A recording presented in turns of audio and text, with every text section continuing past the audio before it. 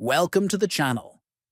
Today we are going to talk about how to manage notifications in the Brainly app. Notifications can sometimes be overwhelming, so it's important to control which alerts you receive. First, open the Brainly app on your phone. Next, navigate to your profile by tapping the profile icon located at the bottom right.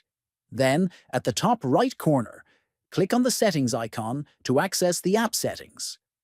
After that, select Notifications from the list of settings options. Here, you will see a variety of notification types including new answers, comments, and others. You can turn off any notifications that you do not need.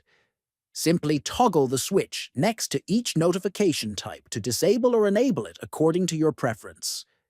These changes will take effect immediately, so you can customize your alerts exactly how you like.